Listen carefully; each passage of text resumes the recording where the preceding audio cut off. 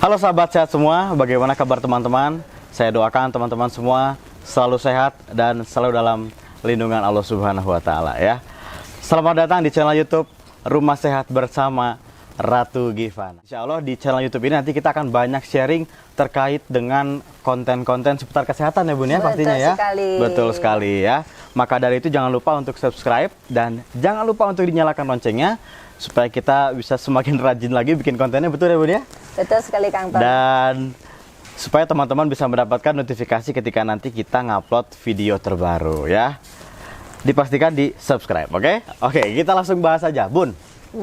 Ada sebuah materi menarik yang pengen kita bawakan di episode kita kali ini gitu Bun. Tony pengen nanya seputar kanker Bun ya. Sebetulnya pengertian kanker itu apa sih Bun? Kan orang di luar sana tuh momoknya tuh sudah serem banget kalau dengar istilah kanker gitu kan. Kanker iya gitu pokoknya kalau dengar kanker kayaknya kesempatan hidupnya tuh dikit banget gitu kan. Nah sebetulnya kanker itu apa sih Bun? Oke. Dan penyebab-penyebabnya itu gimana gitu ya? Coba silakan Bun. Oke, makasih Kang Tony ya. Pertanyaan dari Kang Tony ini bisa mewakili pertanyaan dari seluruh masyarakat Indonesia. Setiap penyakit yang terjadi pada tubuh manusia itu karena kerusakan sel. Oke. Contohnya, kita bicara kanker. Kanker itu kerusakan sel. Sel apa dulu yang rusak? Misalkan di organ payudara, berarti dia punya kanker payudara. Berarti kita akan memperbaiki sel di organ payudaranya karena jaringannya udah mulai rusak. Seperti apa sih kerusakan jaringan organ payudara? Maaf, biasanya kalau kanker di payudara itu dia membutuhkan proses yang cukup waktu, cukup lama. Tetapi di masa proses itu kita nggak sadar. Kan kanker nggak bisa dideteksi sejak dini. Betul. Kalau sudah divonis kanker, terdiagnosis nih dia jadi kanker, itu sudah memasuki stadium. Jadi kalau kita yang sehat-sehat ini, kita nggak sadar nih, sebenarnya kita kena kanker nggak sih? Kita belum tahu. Tetapi sel kita sudah mulai proses dari sel normal menjadi abnormal, akan dirubah. Tiba-tiba timbul benjolan. Setelah timbul benjolan, baru bisa diidentifikasi bahwa kita ini kena kanker gitu Bun. Biasanya kalau begitu diraba kok ada benjolan, karena kadang-kadang benjolan ini nggak semua sakit loh. Kadang-kadang dia punya benjolan nggak punya keluhan. Kadang-kadang dia benjolannya sudah cukup besar baru ada keluhan. Ada juga benjolannya masih kecil dia baru ada keluhan. Itu tergantung perkembangan selnya sejauh mana, begitu. Perkembangan sel kankernya tadi ya Bun. Betul, karena dari tumor ini untuk menjadi kanker itu butuh waktu untuk memproses. Tetapi di saat sudah menjadi kanker, dia sudah memasuki stadium. Jadi bicara stadium berarti sudah terjadi mulai adanya penyebaran di organ sekitar payudara, misalnya paru-paru, tulang, kelenjar getah bening sampai di otak. Oke, kita akan spesifik bahas tentang kanker payudara ya Bun ya. Mungkin teman-teman di rumah ya, terutama yang perempuan gitu ya. Betul. Untuk perempuan sendiri Bun, kan tadi Bunda bilang kalau kanker ini tidak bisa diidentifikasi kalau misalkan dia belum timbul benjolan gitu kan. Nah cara kita untuk mencegah si kanker tadi gimana tuh Bun? Dari pola hidup sehat pastinya Bun ya. Apalagi tuh Bun? Sebenarnya kita bisa melakukan deteksi dini kanker payudara. Dengan cara gimana tuh? Dengan cara perempuan ini kan punya masa siklus menstruasi ya.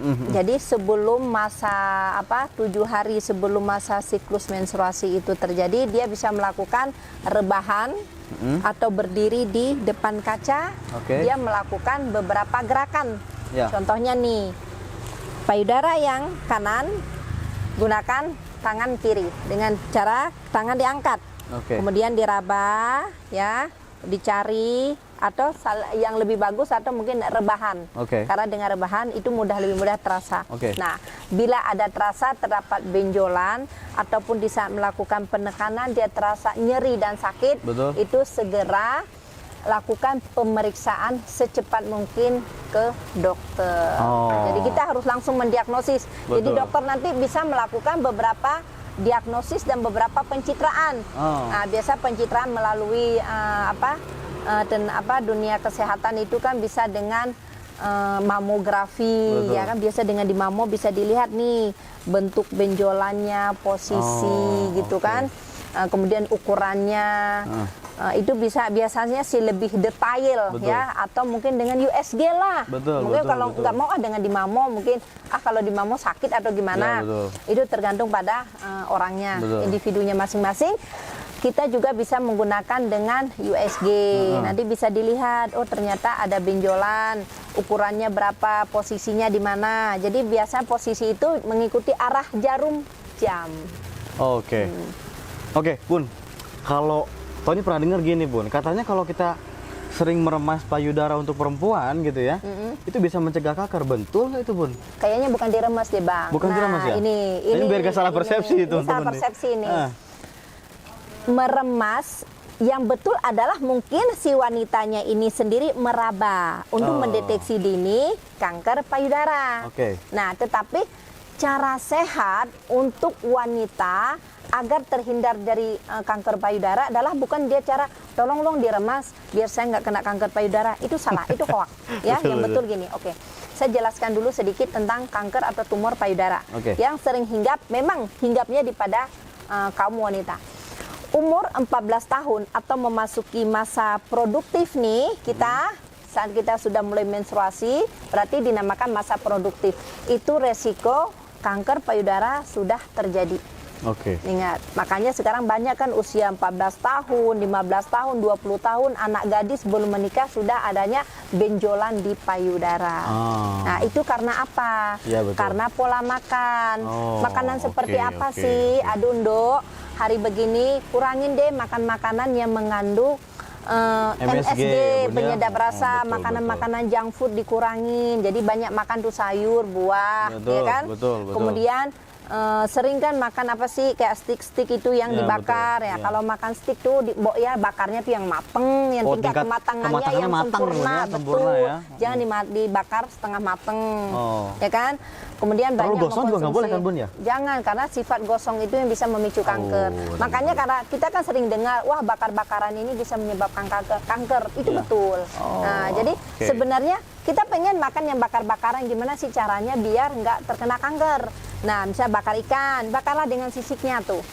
Kulitnya jangan dimakan, makan isinya. Ya, Karena betul. sifat bakaran itu yang bisa memicu kanker. I Nah, see. ya kan? Nah, kemudian junk food. Ya. Anak-anak hari begini kan senang ya makanan junk food karena Betul, rasanya betul. lebih enak daripada makanan rumahan. Betul, betul. Nah, itu perlu diwaspadain karena 60% pemicu tumor dan kanker payudara adalah dari pola makan kita. Pola makan. 30% dari pola hidup. Pola hidup yang seperti apa? Alkoholik, ya, minuman yang mengandung alkohol. Ya. Kemudian rokok, karena sifat racun nikotin itu sangat mudah memicu kanker. Terjadinya kanker, Kemudian oke. stres.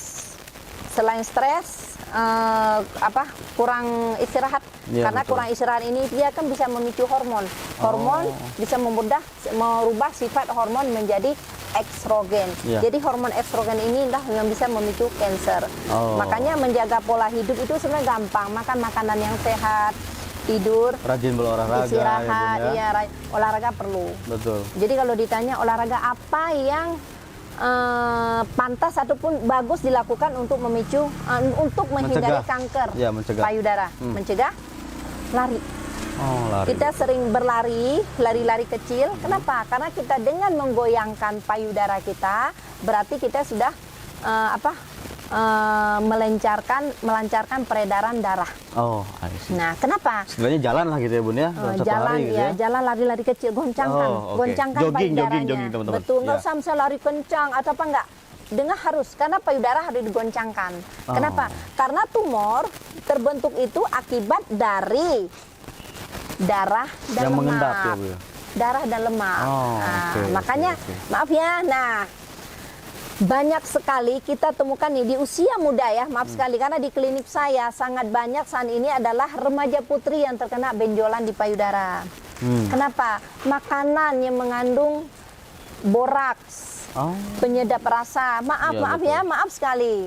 Sebenarnya kita kalau yang sering ngebakso, jujur, karena kan sifat bakso ini biasa kan dia kan yang mengenyalkan daging betul. dan tepung itu ya Betul, biasa betul. menggunakan suatu zat. Kita bukan menyalahkan bakso. Bakso itu sehat dimakan karena bakso Betul. adalah bahan bakunya daging Ya, betul. dan telur. Betul. Sehat dong. Tetapi adalah karena adanya zat lain yang untuk mengenyalkan si bahan tersebut sehingga dia bisa Memicu tadi ya, Bu, ya? Karena dia akan mengenyalkan, biasanya dia akan menyatukan darah dan lemak di payudara kita. Makanya juga dibuang dengan cara berolahraga ya Bu ya. Betul. Supaya metabolismenya. Betul. Pokoknya ingin terhindar dari kanker simpel, olahraga, makanan-makanan yang berserat, banyak sayur, buah, banyak menggunakan mengkonsumsi ikan yang mengandung protein dan kurangin makan daging merah. Itu aja simpel. Dan satu lagi stres. Ya. Nah, itu secara pola makan ya dan pola hidup, dan satu lagi hormon. Ingin tahu dong? Betul, betul. Apa sih hormon menjadi salah satu pemicu wanita terkena kanker payudara? Ingin tahu nggak yang dinamakan wanita yang supaya sehat teman-teman itu di rumah apa? bisa teredukasi juga, Bu. Nah, wanita yang sehat adalah yang bisa mengandung, melahirkan, dan menyusui. Sesuai dengan fitrahnya ya, Bu. Ingat, ya. Jadi kalau Anda tanya apa sih ingin jadi wanita yang sehat dan ingin terbebas dari kanker payudara, berarti Anda harus mengandung. Kalau Anda mengandung berarti Anda melahirkan. Di saat Anda melahirkan berarti akan maaf ya, kalau kita melahirkan itu kan darah kotor dari tubuh kita itu keluar. Satu. Yang kedua, Anda akan menyusui. Dengan menyusui, resiko terkena kanker payudara itu lebih kecil. Ya, jadi salah satu wanita yang menyusui adalah dia resiko terkena kanker payudara lebih kecil. Betul. Nah, sampai kapan wanita harus menyusui? Wanita kan punya masa untuk menyusui. Betul. Mungkin memasuki usia 40 tahun dia sudah tidak menyusui lagi. Di mana buah hatinya atau putra-putrinya sudah besar. Gede, betul. Nah, tetapi kan kita bilang tagline-nya adalah wanita yang menyusui dia akan sehat. Betul. Nah, masih ada yang bisa disusuin. Bapaknya, Bu. Betul sekali. Ini bukan hal yang baku lagi loh. Dengan menyusui bapaknya kita akan mempunyai payudara yang sehat. Betul. Karena saat kita menyusui bapaknya itu kan kita sudah nggak ada reproduksi air susu ya. Karena reproduksi air susu itu ada di saat kita mengandung dan melahirkan. Jadi bila si buah hati ini sudah besar, itu reproduksi air susu sudah tidak ada. Akan tetapi kita membutuhkan. Nah, jadi payudara ini kan perlu relaksasi. Rangsangan ya, Bu. Betul sekali. Maaf ya, mungkin dari saraf, ya kan? Ya, maksudnya apa? Biasa kan karena kita nggak menyusui lagi, biasakan sarafnya tegang atau ya kan? Karena jangan salah. Dengan maaf ya, kalau payudara kita itu memang biasa disusuin oleh bapaknya, itu memang itu akan mempengaruhi ke hormon kita, kemudian ke saraf. Makanya kita lebih tenang. Jadi kalau orang bilang kalau kita disusuin sama bapaknya usia kita lebih panjang, itu betul loh. Betul. Biasanya yang punya kanker payudara dia harus konsumsi obat diabetes, dia harus konsumsi obat jantung. Sedangkan Anda kena kanker payudara itu kerusakan sel. Anda kena jantung juga karena kerusakan sel di organ jantung Anda. Bahkan juga Anda kena diabetes itu karena kerusakan sel di pankreas Anda. Betul. Sedangkan cara yang tepat kan perbaiki sel Anda. Berarti apakah Anda harus minum obat kanker, obat jantung, dan obat diabetes? Tidak. Mending hulunya aja diperbaiki karena ya. RD cell adalah peptide stem cell yang bisa memperbaiki semua kerusakan sel di organ tubuh Anda. Apapun itu dan sakit apapun yang terjadi pada diri Anda, cara yang tepat adalah perbaiki sel tubuh Anda. Oke teman-teman, tadi kita sudah mendengar dari Bunda Ratu Givana bahwa peptide ini dia bisa membuat pertumbuhan sel baru ya untuk mencegah berbagai penyakit. Betul ya, Bun ya? Oke teman-teman, mungkin cukup sekian perbincangan saya dengan Bunda Ratu Givana hari ini. Alhamdulillah kita sudah banyak mendapatkan ilmu ya, edukasi terkait dengan cancer, terutama cancer payudara. Mudah-mudahan teman-teman bisa mengambil kesimpulannya, dan yang pasti adalah harus mulai menjaga yang pertama pola makan. Betul ya, Bun ya?